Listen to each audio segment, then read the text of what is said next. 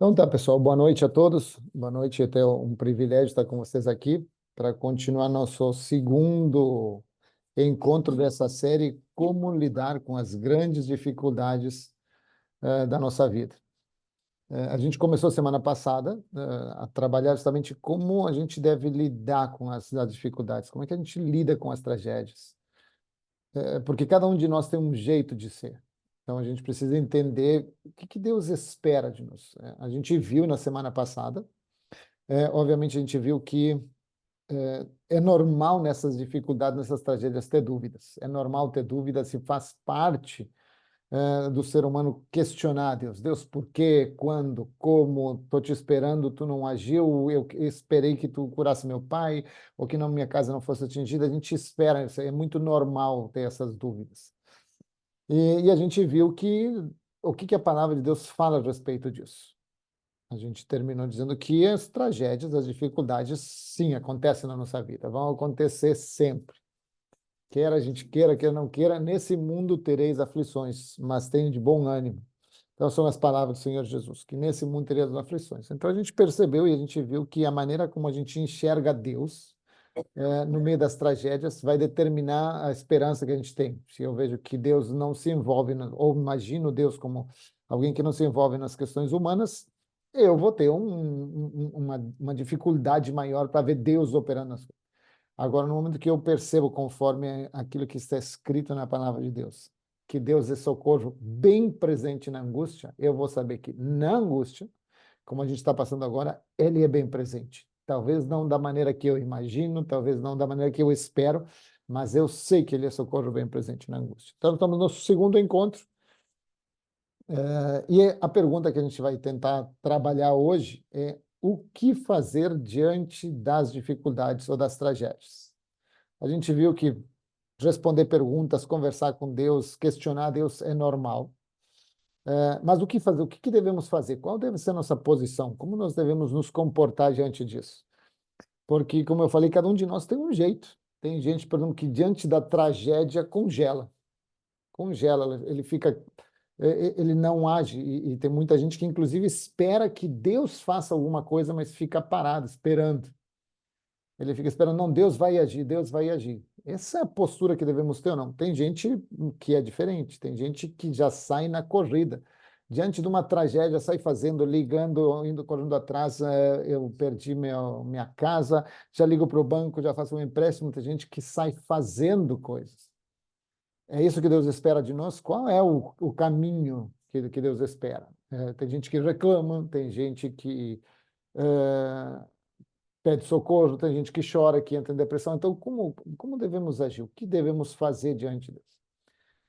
E, claro, temos nosso jeito de ser. Cada um de nós tem um jeito de ser. Alguns são mais ativos, outros são proativos, outros são mais reativos. Então, devemos entender. Tem gente que tem dificuldade em ver Deus no meio, tem gente que não tem. Então, vamos olhar. E, para isso, devemos olhar para as Escrituras. Então, vamos começar com esse versículo bíblico, Timóteo 3,16, que diz claramente: toda a Escritura é inspirada por Deus e útil para o ensino, para a repreensão, para a correção, para a educação na justiça, a fim de que o homem de Deus seja perfeito e perfeitamente habilitado para toda boa obra.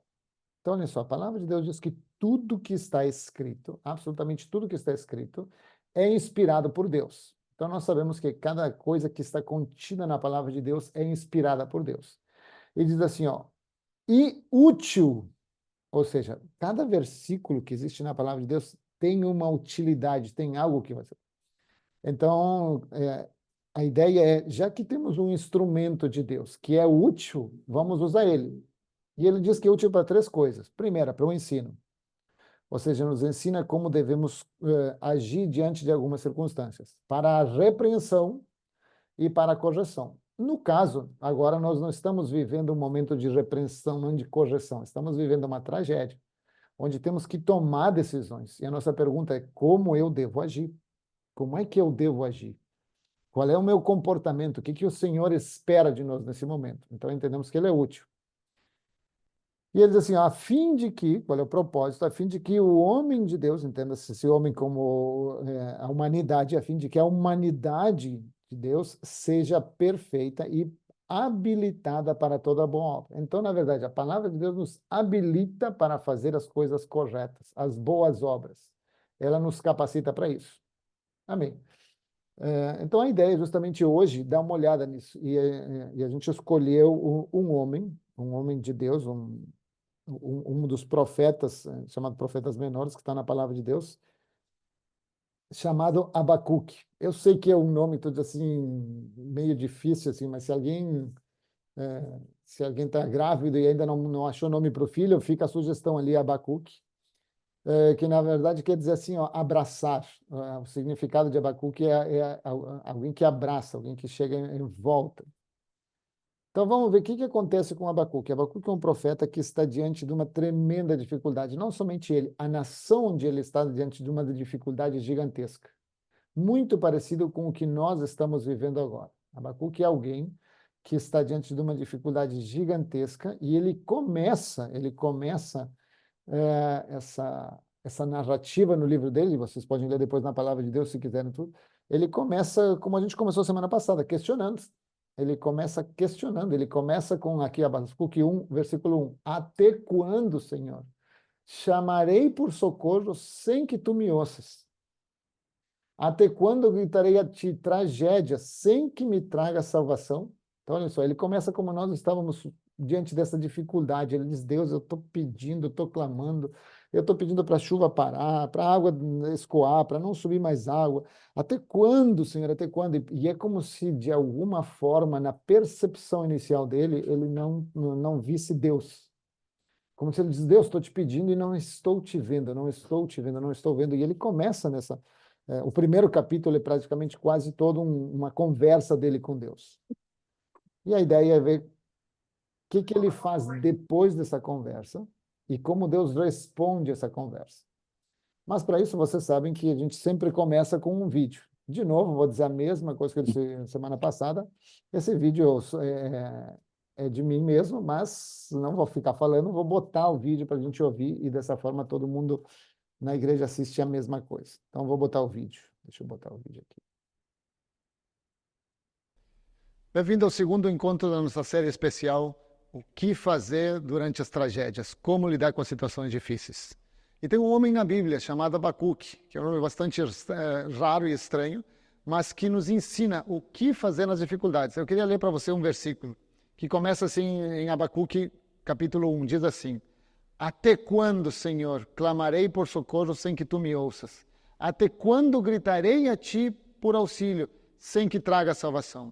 Abacuque está desesperado, está sem saber o que fazer diante de uma tragédia, muito parecido com o momento que nós estamos vivendo.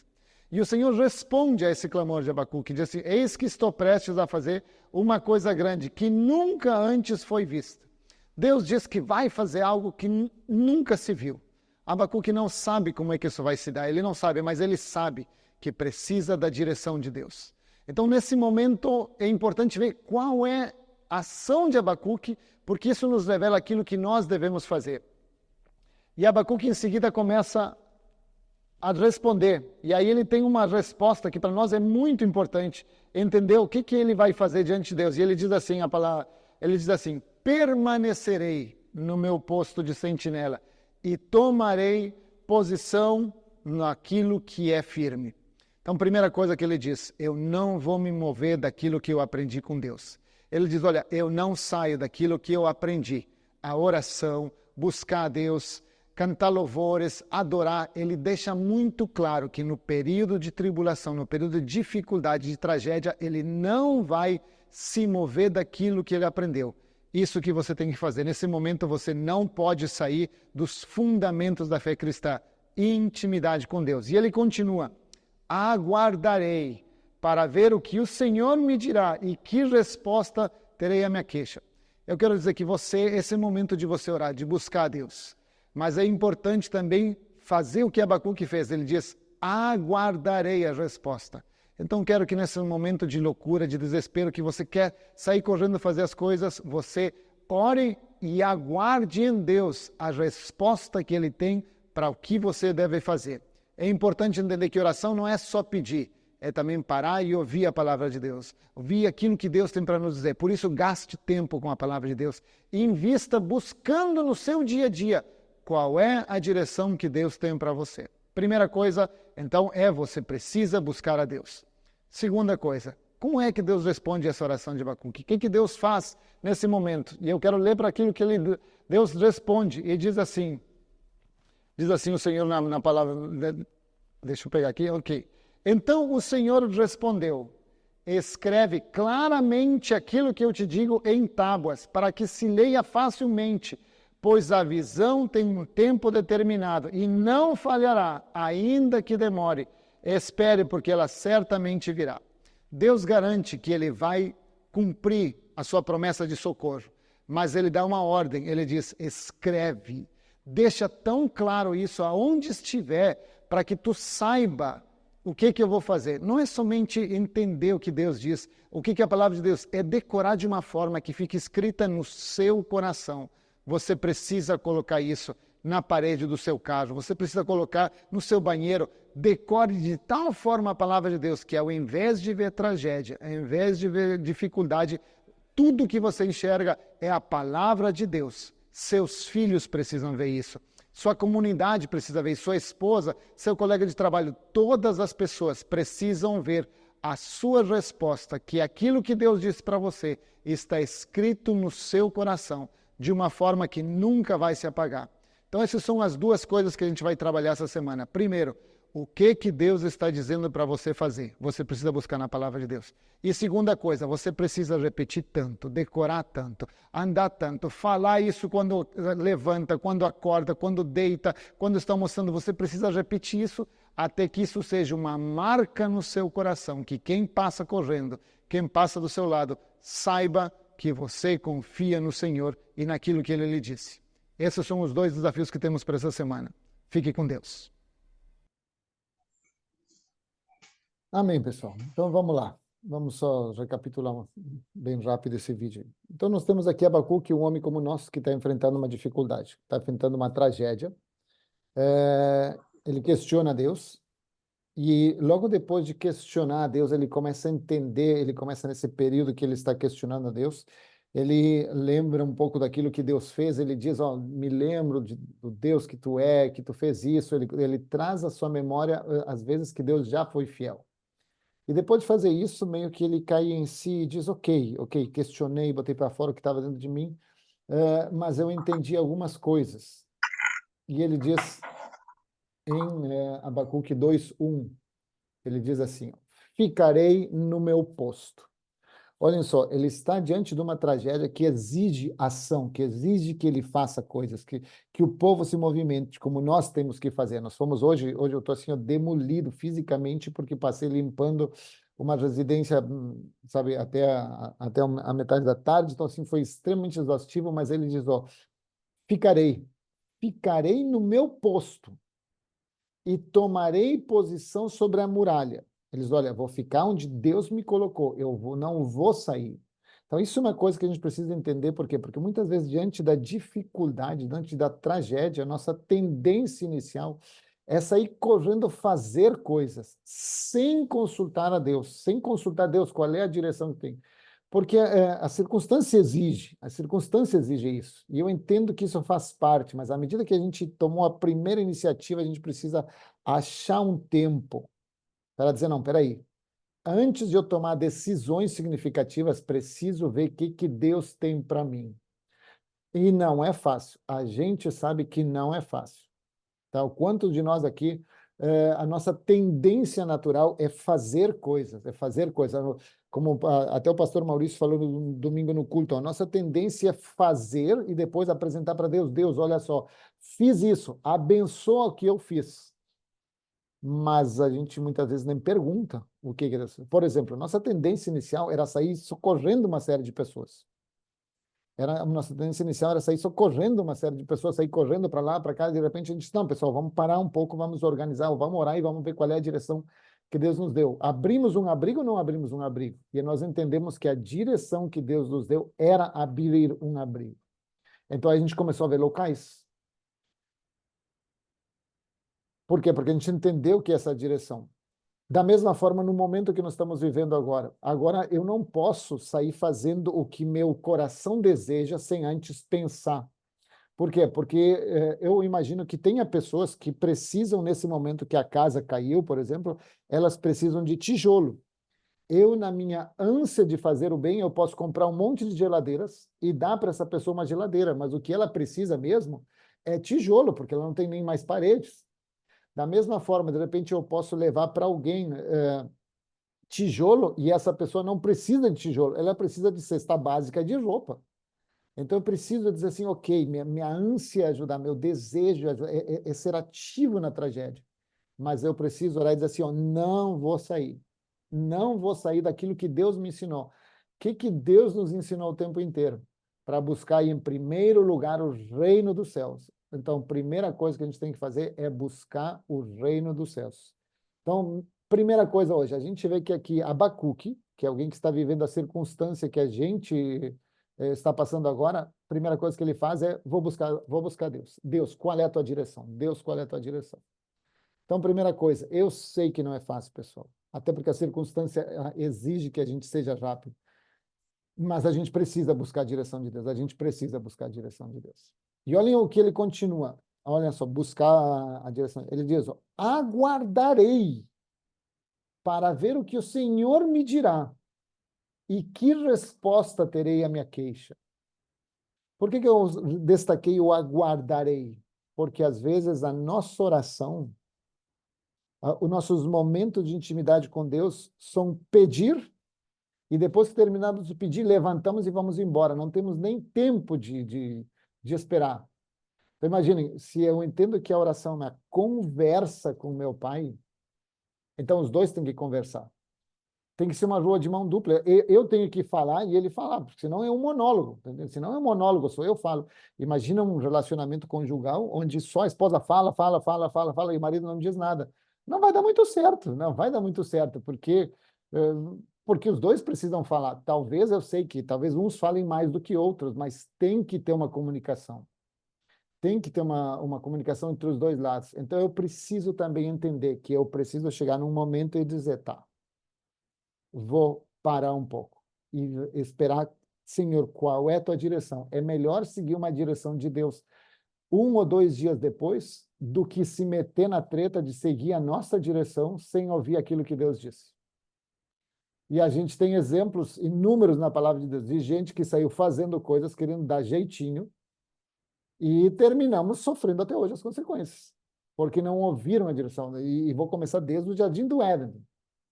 Quando alguém veio e me disse, oh, Deus falou errado, tu pode comer desse fruto, sabe? Era naquele momento, disse, só um minuto, deixa eu perguntar, Deus vem todo dia me visitar, deixa eu perguntar, Senhor, é verdade o que está me dizendo? Deus ia dizer não, e a gente não ia comer o fruto, mas a gente sai fazendo. Então, primeira coisa que a gente precisa fazer, ficarei no meu posto e aguardarei para ver a resposta que Deus vai me dar. Isso é importantíssimo.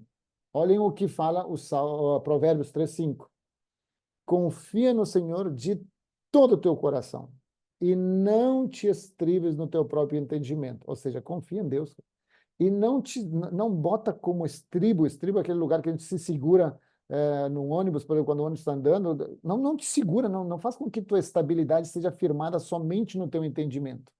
Claro que Deus nos deu sabedoria, Deus nos deu inteligência, a gente estuda para ter solução. Mas antes disso, eu preciso perguntar, Senhor, qual é a tua direção? Senhor, qual é a tua direção? Eu gosto muito da mesma versão aqui de Provérbios, numa outra versão que diz assim: confie plenamente no Senhor e não confie em suas próprias opiniões. De todo o coração confie nele para guiá-lo. Ele o conduzirá em todas as decisões que você tomar. Essa parte que eu amo. Ele o conduzirá em todas as decisões que você precisa tomar. Essa parte para mim é incrível. Ele o conduzirá em todas as decisões. Então eu sei que Deus me conduz em todas as decisões. É Ele que precisa me conduzir. Então, o primeiro ponto que eu quero que a gente comece a entender que diante da dificuldade a gente tem que fazer, antes de fazer qualquer plano para sair da tribulação, busque a direção de Deus e espere a resposta dele. E aqui quero que vocês coloquem no chat ou abram o microfone. Por que que não fazemos isso? Por que que não fazemos isso? Vamos lá, quais são os motivos que nos levam a não fazer isso? Sei que parece aluno de faculdade, todo mundo com vergonha, ninguém fala nada, todo mundo assim, pegadinha do professor, vou perder pontos. A gente acha que tem muito do ego aí em cima, né, Franz? Tem muito da Achar. nossa confiança, de que a gente confia que de alguma maneira a gente está no controle. É, Essa questão de achar que eu estou no controle é algo muito significativo, porque na verdade a gente não está no controle da nossa vida nunca, mesmo que a gente ache. A gente pode sair de carro agora, dar um acidente, mas a gente tem essa necessidade humana de controlar. E aí que vem a grande questão. Jesus diz assim: me passa o controle da tua vida. Vamos ler, a Bárbara está dizendo assim, ó, acredito que a ansiedade também, o Antônio falou de a tendência que temos à desobediência. Então vamos ver, a ansiedade também. O que que é a ansiedade? A ansiedade é o nosso desejo que a coisa se resolva de uma vez. Eu quero que o problema se resolva de uma vez. Enquanto ele não se resolve, há algo dentro de mim que de alguma maneira me deixa desconfortável. Mas esse desconforto é porque eu não tenho 100% da confiança em Deus. Porque se eu tivesse 100% da confiança, olhem como nós somos em questão de confiança. Muitos de nós trabalhamos por um salário que nos é dado no final do mês. Então, eu entro numa corporação, numa empresa, algum lugar, e um chefe, um superior, uma instituição me diz: eu vou te dar esse salário final do mês. Vou botar aqui um valor assim, ó, bem grande, assim, bem alto, que vou botar R$ 10.000. Vamos supor que alguém nos pague R$ 10.000 por mês. Por que que a gente sai gastando os R$ 10.000 se a gente não tem ainda? A gente vai no Zafra e compra no Zafra. Se a gente vai assim, não, não, não, é dia dos namorados, Coco Bambu, e mete o cartão de crédito no Coco Bambu. Por que que a gente sai gastando uma coisa que a gente não tem ainda? Pela confiança que a gente tem na empresa, na instituição ou nas leis. Que quando chegar o dia 30 ou dia 10, é o dia de pagamento, esse alguém vai cumprir com sua palavra. E é por isso que a gente não tem ansiedade. Por isso que eu botei 10.000, tá? Porque se o nosso salário fosse 500, a gente estava com ansiedade igual, porque não ia dar para nada. Mas quando a gente tem diz assim, não, peraí, meu salário dá para pagar minhas contas, eu não tenho ansiedade. Então aí eu quero que a gente entenda, a nossa ansiedade, o nosso desejo de controle é porque nós não confiamos 100% naquilo que nos foi dito, que o salário final de mês vai cair na conta. Se eu tenho dúvidas de que o salário vai cair na conta, eu vou ficar ansioso. Eu vou ficar ansioso. Agora, quando eu digo assim, não, não, não, cara, essa instituição paga sempre certinho. Eu não tenho problema, só se eu gastando antes de ter.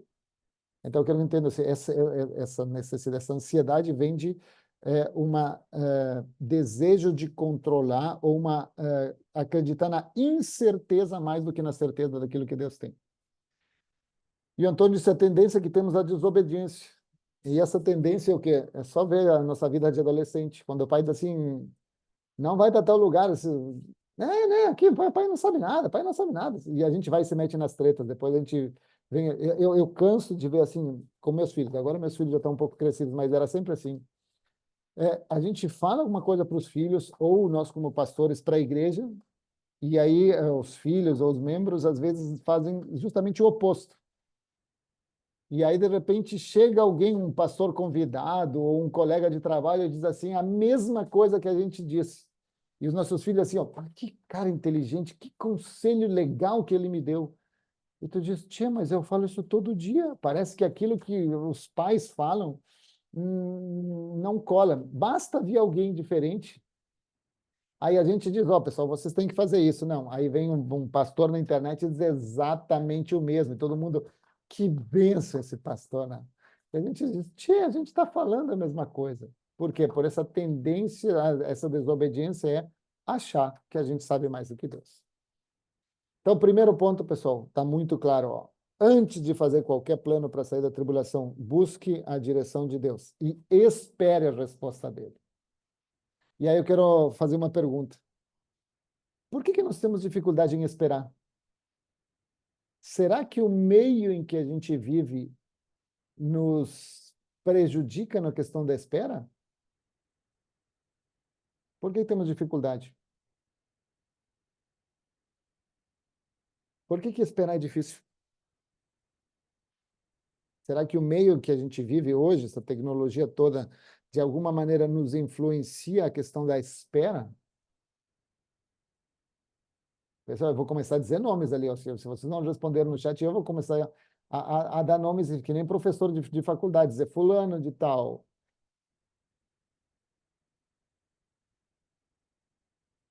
E aí, pessoal, por que temos dificuldade? Ou será que o meio influencia ou não?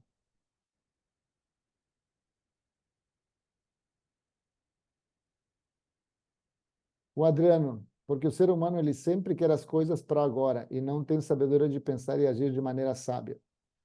Verdade, Adriano? Olha só, esse é um dos fatores que a gente tem, que a gente quer a resolução do problema o mais rápido possível. A gente quer a resolução hoje, quero que a coisa se resolva agora. A gente é muito imediatista. A Bárbara diz, acredito que às vezes tenho pressa em viver o que Deus planejou para mim, porque a gente quer fugir do sofrimento da tribulação logo. Muito bem, Júlio. Então, olha só, eu quero que vocês vejam, ninguém de nós gosta de sofrer, ninguém de nós gosta de desconforto, ninguém de nós gosta dessas coisas. A gente, como alguém falou, o nosso ego muitas vezes eu quero o melhor para mim, no melhor momento, na melhor condições, no melhor som, no melhor conforto. A gente quer tudo que essa vida tem de bom. E o esperar traz desconforto. Então, a gente tem uma tolerância baixa de desconforto. E olhem só, olhem como a nossa sociedade nos ensinou a não esperar. Se eu estou com fome, o que eu faço? Aperto um botão no iFood e vem uma comida em poucos minutos. Se eu não gostei do programa que eu estou vendo na televisão ou no Netflix, eu aperto um botão e troco de programa, vejo outro tipo de conteúdo.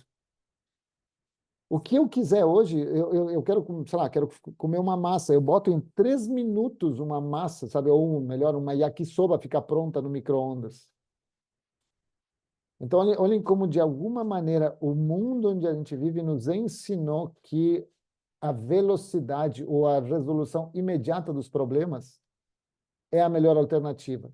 Só que Deus não quer resolver os problemas do momento. Deus quer resolver os problemas a longo prazo. Ele quer mudar o nosso coração, mudar a circunstância, para que a longo prazo a gente não volte a ter os problemas. Muitas vezes a gente quer assim, Senhor, meu marido, não suporto meu marido, ou eu estou sozinho, quero casar. E aí, Deus, como se Deus fosse botar um Ken na nossa frente.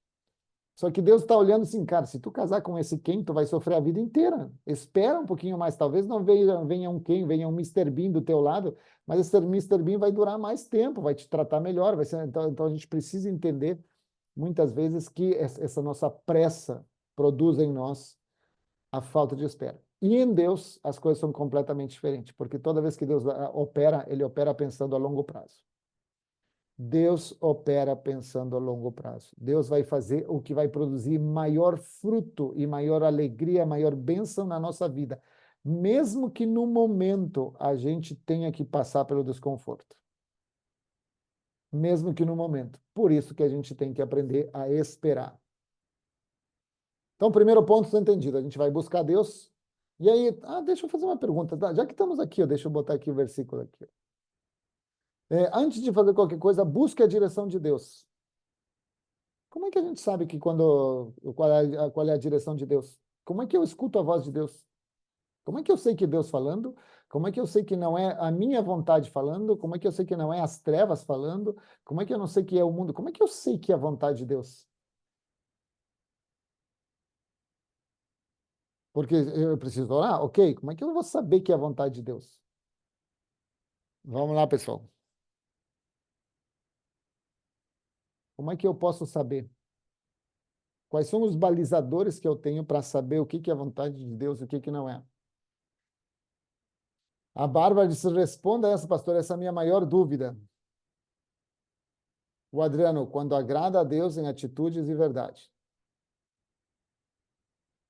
O caminho de Deus nos traz paz. Boa, boa. Não estou dizendo, essa aqui é a melhor turma do ponto de partida. Essa é a melhor turma do ponto de partida.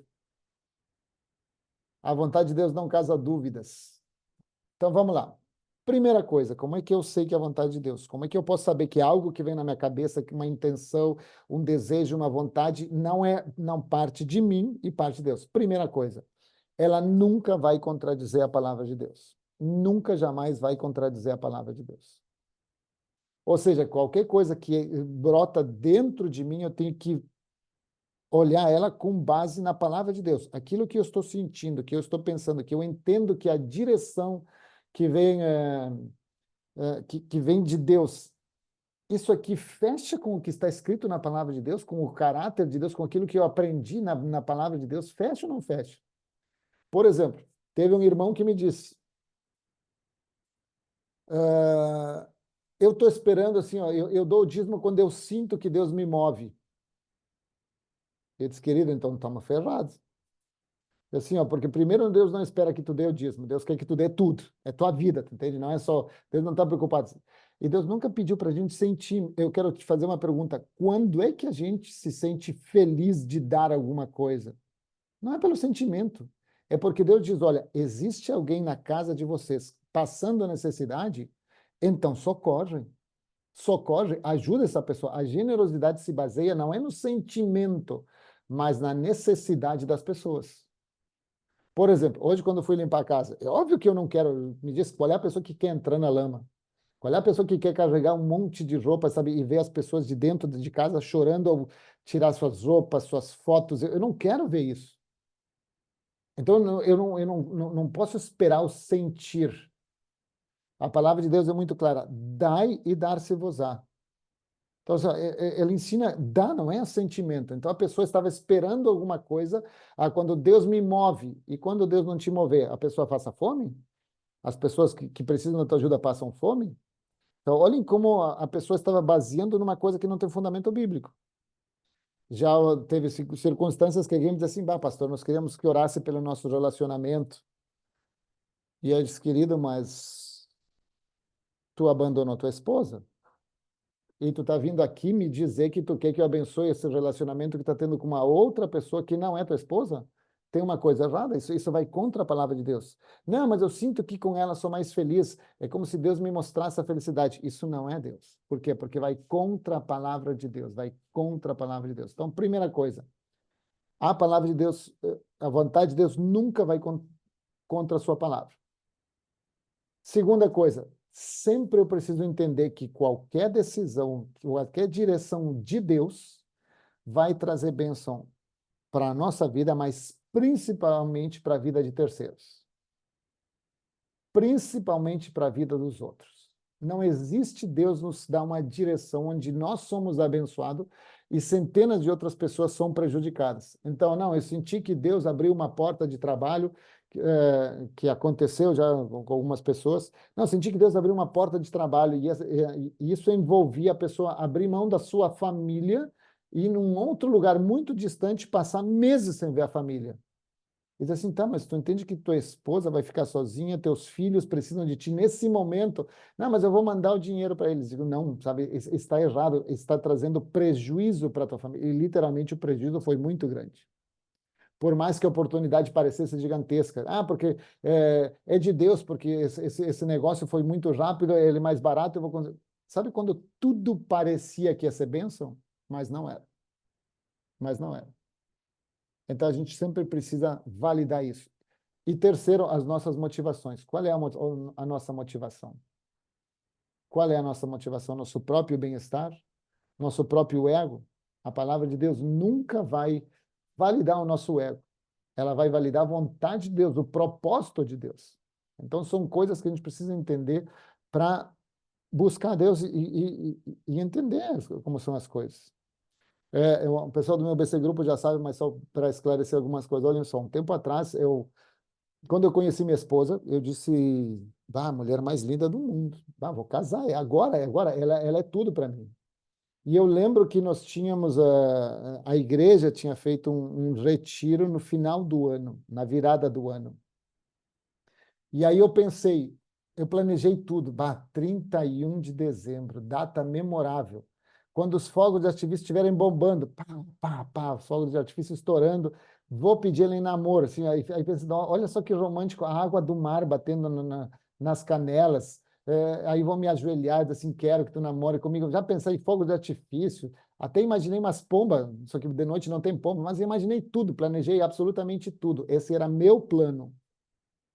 E eu lembro que um dia, eu nunca esqueço, 23 de maio, desculpe, de dezembro, 23 de dezembro, eu estou orando de manhã cedo no meu devocional. E eu sinto dentro de mim como se alguém falasse, fala com ela hoje. Eu disse, não, não, não, só um minuto, cara. Foco, Francis, foco, tu está orando, é tu e Deus. Esquece essa menina. Aí continuei orando, daqui a pouco veio pela segunda vez. Fala com ela hoje. Eu disse, não, não, larguei a oração. Saí fora, saí fora. Estou tão apaixonado por essa guria que não consigo nem mais orar. E isso está errado, Deus tem que ser minha prioridade, não a guria. E aí eu disse, não, parou tudo, parou tudo. De noite nós fomos num casamento, que os dois éramos convidados do casamento. E às 11h45 da noite, enquanto a gente estava sentado à mesa, eu ouvi pela terceira vez, fala com ela hoje. E aí eu gelei, porque naquele minuto eu estava conversando com outras pessoas, não estava pensando nela, e veio essa frase, fala com ela hoje. E eu disse, não, senhor, sabe, e a água do mar, e os fogos de artifício, sabe, e um momento memorável na virada do ano, eu fiquei pensando, como é que fica todo o meu planejamento? E aí eu não ouvi mais nada, não ouvi absolutamente mais nada. E aí eu disse, eu acho que é Deus, eu acho que é Deus. E aí eu peguei e fui falar com ela, já acho que era 10 para meia-noite. Ele disse, olha só, eu gosto muito de ti, entendo que tem um propósito na tua vida de Deus, comigo também, queria começar a ter um relacionamento contigo. Falei com ela, só que tem uma coisa, pessoal, eu não sabia que ela tinha colocado uma data limite para Deus. Ela disse, Senhor, eu gosto desse rapaz. É um bom rapaz, ele é crente. Mas é meio parado, Senhor, já faz, está me enrolando ali, vai, chove, não molha. Ele quer ou não quer, Senhor? Então eu vou fazer o seguinte, se até o dia 23 de dezembro ele não falar comigo, a partir do dia 24 em diante, eu vou entender que é um sinal teu de que ele não é para mim. Ele não é para mim. Agora eu digo para vocês, ó, se eu tivesse seguido os meus planos, se eu tivesse confiado, como diz aqui em Provérbios 5, não confies em tuas próprias opiniões. Eu estava solteirinho até agora. Ia perder a maior bênção da minha vida. Por quê? Porque a gente consegue ouvir a palavra de Deus, a gente precisa buscar em Deus a direção. Então, primeiro ponto, esclarecido. Todo mundo entendeu? Dê um joinha ali, dê um ok ali, pode ser no teclado, no chat. Vamos lá, muito bem. Então, vamos ver. O que Abacuque faz? Abacuque vai lá e busca Deus. Ele diz, não vou me mover do que eu aprendi. Buscar Deus, oração, jejum, não me movo daqui até que Deus fale comigo. Não me movo. Assim que ele termina isso, Deus responde para ele. O que Deus diz para ele? Vamos ler. Abacuque 2, versículo 2 a 3 diz assim, então o Senhor respondeu, vejam só aqui, então, depois que Abacuque decidiu ficar parado e buscar Deus, até Deus responder, Deus responde. Então o Senhor respondeu e diz, escreva claramente a visão em tábuas, para que possa ler quem passa correndo, pois a visão aguarda um tempo designado. Ela fala do fim e não falhará. Ainda que se demore, espere-a, porque ela certamente virá e não se atrasará. Então, olha só, primeiro ponto aqui, ó. Olha que Deus responde e diz, olha, ok, escreve a visão que eu te dei, escreve a visão em tábuas, para que se possa ler, para que possa ler quem passa correndo. Olha só, Deus deu uma direção para Abacuque. E diz Abacuque, essa direção não é somente para ti. Quem caminha do teu lado, quem está do teu lado, quando cruzar com tua vida, precisa ler, precisa ver essa direção que eu te dei. Então, muitas vezes nós temos a direção que Deus nos dá, nós temos o caminho que Deus nos dá, mas somente nós sabemos. E aqui ele diz, olha, a visão aguarda um tempo designado. Mas ela precisa ser escrita. Por isso que Deus não diz sabe, bota no teu coração, ele diz, escreve. E interessante que ele diz, escreve em tábuas. Ou seja, fora de ti, escreve em tábuas, bota em tábuas a visão para que se possa ler quem passa correndo. Então, segunda coisa que a gente tem que fazer, no momento que a gente está numa tribulação, todos os versículos que falam que Deus nos dá para como trabalhar, o que fazer, a gente deve escrever em todo lugar, escrever numa coisa fora, escrever no vidro do banheiro, escrever no nosso celular, botar em todos os lugares. Para quê? Para que não somente eu veja ela em todo lugar. Para onde eu olhar, está ali a promessa de Deus. Eu olhei, entrei no banheiro para escovar os dentes, está ali a promessa de Deus. Entrei no meu carro, está ali a promessa de Deus. Abri o computador, o papel de parede, está ali a promessa de Deus. Para que em todo lugar, e não somente eu veja, para que quem passa correndo, quem passa do nosso lado, na nossa vida, veja essa direção. Veja essa direção. Então, olha só, não basta receber um versículo, ler na palavra de Deus um versículo. Eu preciso que ele seja escrito no meu coração, em todos os lugares. Por quê? Porque olha só, ele diz, ainda que se demore, espere. Ou seja, vai ter um período de espera. Então, o que essas coisas escritas fazem? Me enchem da palavra de Deus para passar por essa demora que a gente viu. Vou ler para vocês Deuteronômio 11. Do versículo 18 ao 20, diz assim, gravem estas minhas palavras no coração e na mente. Amarrem-nas como símbolo nas mãos e prendam-nas na testa. Ensinem os seus filhos conversando a respeito delas quando estiverem sentados em casa e quando estiverem andando pelo caminho, quando se deitarem, quando se levantarem. Escreva-na nos batentes das portas de suas casas e nos seus portões.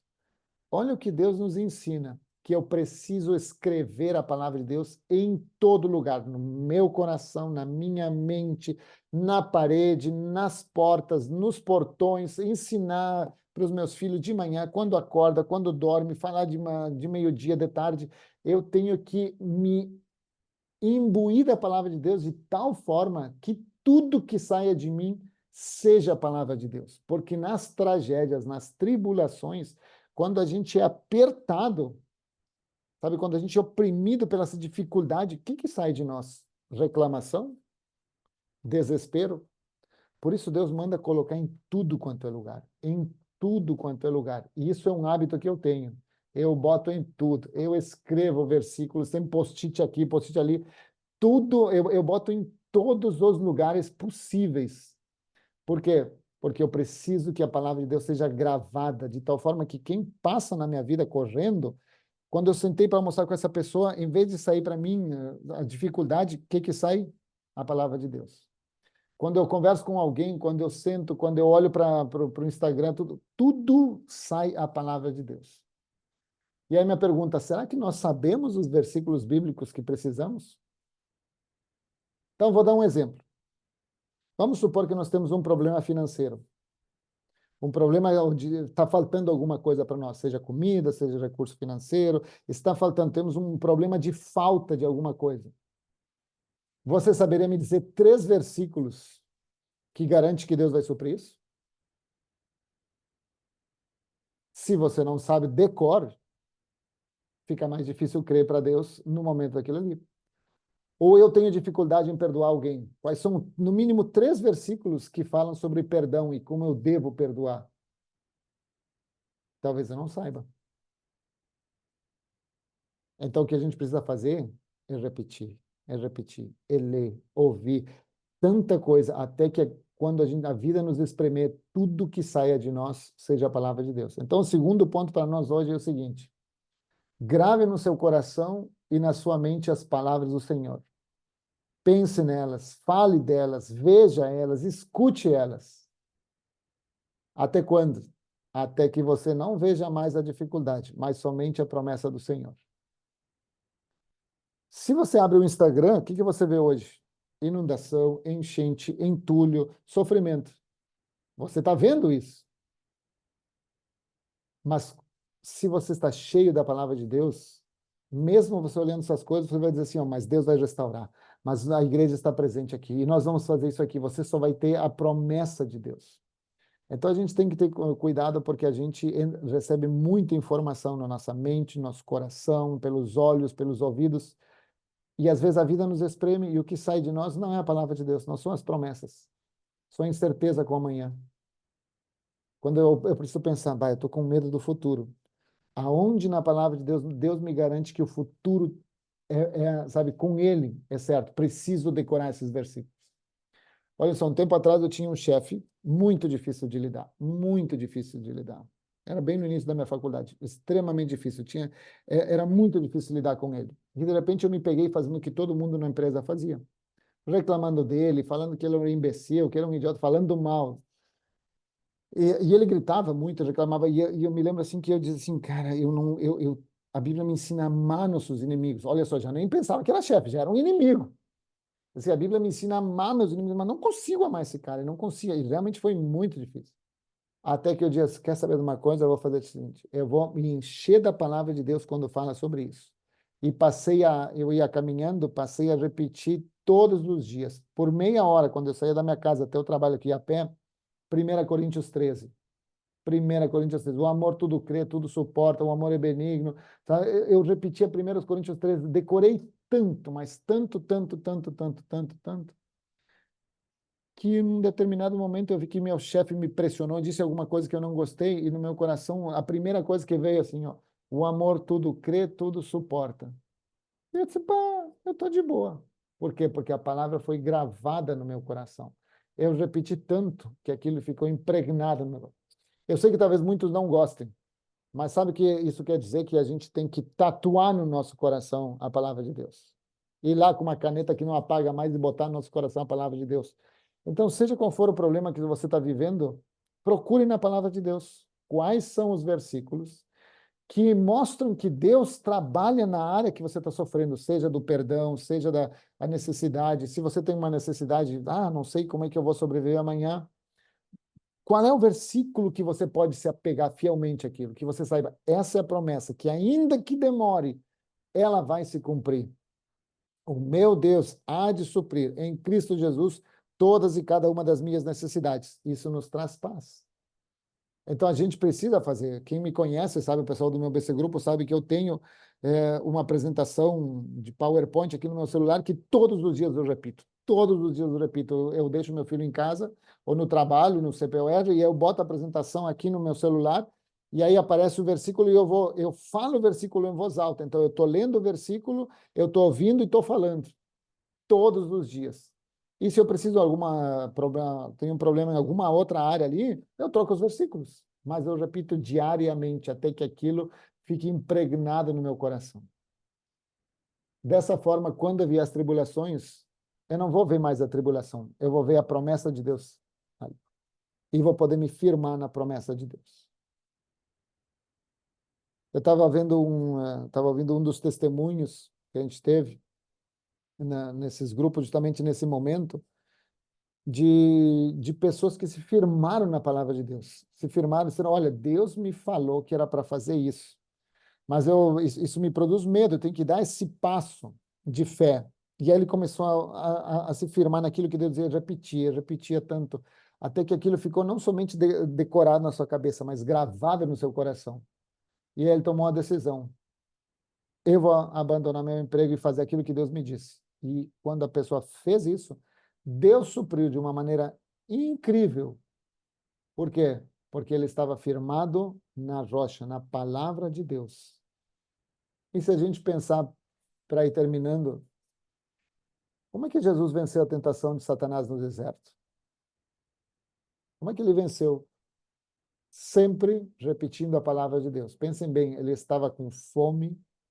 Pensa bem, 40 dias. Pensa um jejum de 40 dias, pessoal. Pensa um jejum de 40 dias. De 5 a gente já está passando mal. Pensa 40 dias. E aí eu quero que vocês percebam, olha só, 40 dias sem comer. Sem comer. Qual é a primeira tentação dele que o diabo provoca? Qual é a primeira coisa? Ó, O Adriano já botou aqui, ó, já botou o versículo vivo. Mas qual é a primeira tentação que o diabo coloca? Da coisa que Jesus mais queria naquele momento. 40 dias sem comer. O que ele mais queria é alimento. E o diabo vem e diz: olha, se tu é filho de Deus, diz para estas pedras que se tornem em pão. Olhem só, ele oferece o que a gente mais quer. 40 dias sem comer e ele oferece pão. O que Jesus responde? Em vez da vontade dele, ou discutir com Satanás, diz assim, ó, ele simplesmente diz assim, ó, escrito está, porque não só de pão viverá o homem, mas sim de toda a palavra que sai da boca de Deus. Olhem quando ele foi espremido pela vida, pela fome, o que brota dele? A palavra de Deus. E interessante que olhem só, olhem como é que o judeu é. Esses versículos aqui em Deuteronômio 11, ó, gravem as palavras no coração, na mente, amarrem na mão, prenda na testa, ensine seus filhos conversando a respeito quando sentados, deitados, de manhã, de tarde, de noite, quando foram dormir, acordados, tudo. Todo judeu passa por isso. Todo judeu tem que decorar os primeiros 5 livros da palavra de Deus. Os primeiros 5 livros, decorar 5 livros até a sua adolescência. Por isso, quando eles são espremidos, seja pelo holocausto, seja por qualquer coisa, eles sempre têm a certeza que Deus é com eles, porque quando eles são espremidos, só sai o que tem dentro. Olha só, eu posso espremer com toda a força uma laranja, nunca vai sair suco de maçã, sempre vai sair suco de laranja, porque sempre sai de nós o que temos dentro. E a minha pergunta é, nessas tragédias, nós temos nos enchido de desespero, de ansiedade. O que tem entrado no nosso coração? Quando, na verdade, o que devia estar entrando são as promessas do Senhor, para que o que saia de nós seja a palavra de Deus. É exatamente o que o Adriano está falando. O que nos sustenta é a palavra de Deus. É a palavra de Deus. É isso que nos sustenta. Então, por isso que nosso segundo desafio dessa semana é gravar a palavra de Deus. Se você está com ansiedade, procure os versículos. Não andeis ansiosos por coisa alguma. Em tudo, porém, sejam conhecidos diante de Deus as suas petições com orações e ações de graças. Decore isso, repita, repita, repita. Bote na parede, bote em tudo quanto é lugar. Porque você está lutando contra a ansiedade.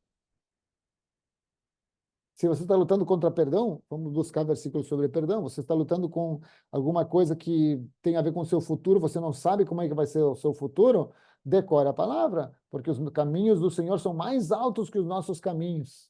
E o Deus que tem alegria na prosperidade do seu servo. Bote esses versículos para que saia somente de você a promessa do Senhor e não as dificuldades. Amém, queridos? Amém? Então, duas coisas. Precisamos gastar tempo com Deus. E aí eu quero, só para terminar, pessoal, já passei 2 minutos, mas é muito rápido. Ler a palavra de Deus, buscar a Deus, passar tempo ouvindo até receber a direção dele, tem que ser intencional. Não posso deixar para o acaso. Não posso dizer assim, não, amanhã vou orar em algum momento. Se a gente deixar em algum momento, não sai. Por isso que ter uma rotina de estudo bíblico, uma rotina de devocional ajuda muitíssimo, porque eu sei que todos os dias, das 8 às 8h15 ou 8h20, é meu momento com Deus. Eu sei disso.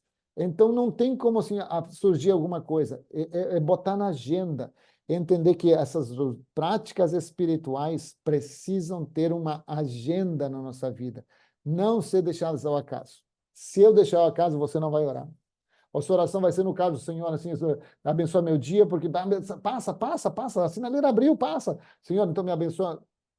Isso nunca vamos ter tempo de ouvir a Deus. Por isso, uma das coisas que a gente precisa desenvolver como cristãos é uma rotina diária de intimidade com o Senhor.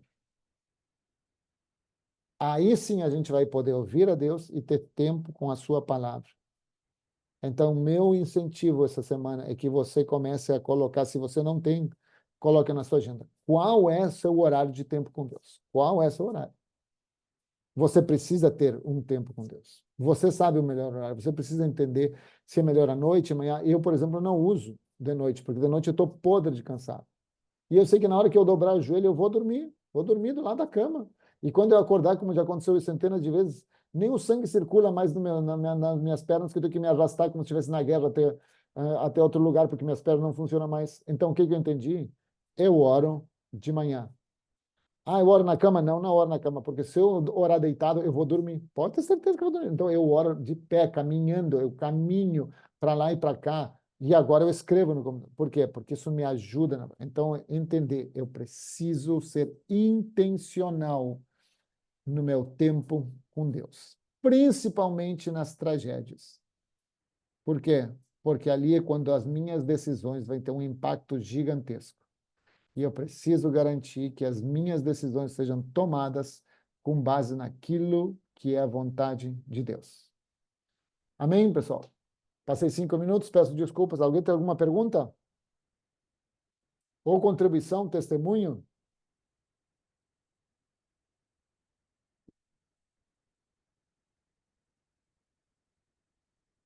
Então, vamos encerrar aqui, vou orar. Pai, no nome de Jesus, eu quero te agradecer, porque diante de toda essa circunstância que nós estamos vivendo no Rio Grande do Sul, nós temos buscado a tua vontade, Senhor. Nos ajuda cada vez mais a buscar a tua direção, saber onde ficar, qual é nosso lugar, qual é a ação que a gente deve tomar em cada momento, Senhor. Que não seja tragédia, não seja dificuldades, não seja a urgência do momento que nos guia, mas que seja a nossa confiança num Deus que tudo sabe, tudo pode e tudo quer nos falar, quer nos dar direção. Por isso, nos ensina a ter essa rotina diária contigo, Senhor, que a gente possa te buscar e ter tempo na palavra de Deus até que a resposta venha.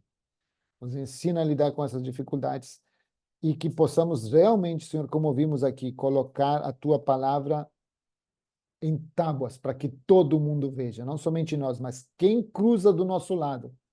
Perceba, meu Deus, o Franz ou fulano só fala da palavra de Deus para que eles vejam esse Deus que nós temos no meio dessa tribulação. Oramos em nome de Jesus. Amém. Amém, queridos. Peço desculpas, passei 7 minutos do horário e eu sei que vocês têm que fazer janta ou comer salgadinho, os falcatrua do meu BC Grupo que não me convidaram para estar ali com eles, mas tudo bem. Eu sei que o Senhor olha o que vocês estão fazendo. No mais, é um privilégio estar com vocês. Muito obrigado, pessoal do Ponto de Partida. Eu sei que Beijo, vocês... meu querido. Isso aí, isso. Eu sei o que você fez no verão passado. Isso é BC Grupo, isso é BC Grupo. Sabe, por isso assim, tu nunca sabe de onde é que vem os Judas. Mas amém, meu irmão. Amém, amém. Pessoal, eu amo vocês, eu sei que vocês queriam estar com o Gilialdo, mas o Gilialdo está encarregado ali do abrigo. Amo vocês e nos vemos domingo. Obrigado a todos que ajudaram na limpeza hoje, todos que ajudaram na BZN, todos que fizeram um baita churrasco e comemoração ali na BZN. Amo vocês também. E nos vemos domingo.